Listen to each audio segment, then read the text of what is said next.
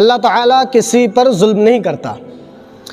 لوگ یہ سوچتے ہیں کہ ہم کو زیادہ بیماری دی ہے تو یہ ہمارے پر ظلم ہے اور اللہ تعالیٰ نے ساری پریشانیاں مجھ کو دی ہیں۔ تو ایک بات یاد رکھنا، اللہ تعالیٰ کسی پر ظلم نہیں کرتا۔ اگر کسی کو اللہ تعالیٰ نے پریشانی دی ہے تو وہ اس کی آزمائش کا وقت ہے۔ شاید آپ نے تاریخ کا مطالعہ نہیں کیا ہے، میں آپ کو تاریخ کا ایک چھوٹا سا چیپٹر سمجھا دیتا ہوں۔ اگر پریشانی آپ پہ آئی ہے تو اللہ تعالیٰ آپ کو یہ آزما رہا ہے کہ بندے کو میں نے بڑی بڑی نعمتیں دیں، اس نے میرا شکریہ ادا کرا، مجھے یاد کیا۔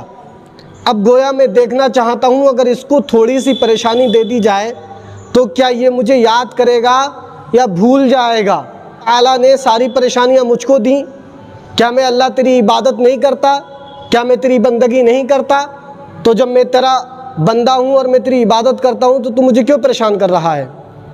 تو گویا آپ کو تاریخ کا ایک چیپٹر میں بتاتا ہوں۔ حضرت یعقوب علیہ السلام کو سب جانتے ہوں گے۔ حضرت یعقوب علیہ السلام اللہ کے نیک بندے، اللہ کے نیک نبی۔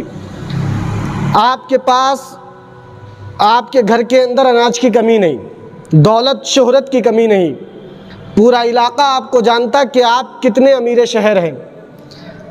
تو آپ اللہ رب العزت کی بڑی عبادت کرتے تھے، بندگی کرتے تھے، اللہ رب العزت کو دن و رات یاد کرتے تھے۔ اب اس میں ایک چیز میں آپ کو بتانا چاہتا ہوں۔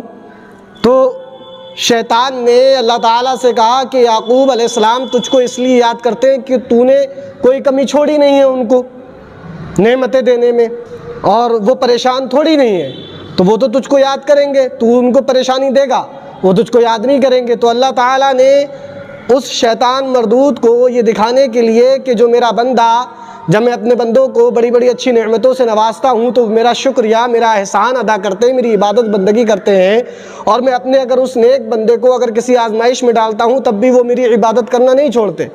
تو یعقوب علیہ السلام کے ساتھ میں ایسا ہی حال ہوا کہ یعقوب علیہ السلام کا سارا اناج ختم ہو گیا، بچے انتقال کر گئے۔ ایک وقت ایسا آیا کہ جسم کے اندر جو ہے بہت زیادہ طبیعت خراب ہوئی تو کیڑے پڑنے لگے، جسم سڑنے لگا۔ لوگوں نے آپ کو اٹھا کر کے شہر سے باہر پھینک دیا، شہر بدر کر دیا۔ یعقوب علیہ السلام نے کیسی کیسی پریشانیاں اٹھائیں، لیکن اللہ رب العزت کا ذکر کرنا نہیں چھوڑا، اللہ رب العزت کو یاد کرنا نہیں چھوڑا۔ تو آپ کے پیٹ میں کیڑے پڑ گئے، یعنی آپ شدید بیمار ہو گئے، لوگوں نے آپ کو شہر بدر کر دیا، لیکن آپ ہر حال میں اللہ کا شکریہ ادا کرتے رہے۔ ایک وقت ایسا آیا کہ ایک فرشتہ آیا اور آپ کو اس فرشتے نے چھوا۔ تو جب اس فرشتے نے آپ کو چھوا تو آپ ٹھیک ہو گئے اللہ کے فضل سے، اللہ کے کرم سے، کہ آپ کا جسم پہلے کی طرح تندرست ہو گیا۔ اور پھر اس فرشتے نے کہا آپ واپس اپنے گھر چلے جائیے۔ جب آپ واپس گھر پہ آئے تو آپ کے گھر کے اندر جیسے اناج بھرے رہتے تھے وہ سب موجود، آپ کے بچے زندہ۔ تو گویا اللہ رب العزت جو آزمائش دیتا ہے وہ کچھ وقت کے لیے ہوتی ہے، اپنے نیک بندوں کو وہ آزماتا ہے۔ تو گویا جب آپ کو کوئی پریشانی ہوا کرے تو یہ مت سمجھا کرو کہ اللہ رب العزت نے ہم پہ یہ ظلم کیا ہے، ہمیں یہ پریشانی دے کر کے پریشان کیا ہے۔ گویا اللہ رب العزت آپ کو آزمانا چاہتا ہے کہ آپ میرے کتنے قریبی بندے ہیں، آپ میرے کتنے چاہنے والے ہیں۔ تو گویا ہر حال میں اللہ کا شکریہ ادا کرتے رہیں جیسے یعقوب علیہ السلام نے کیا، اور اس کا بدلہ اللہ رب العزت بہت اچھا دیتا ہے۔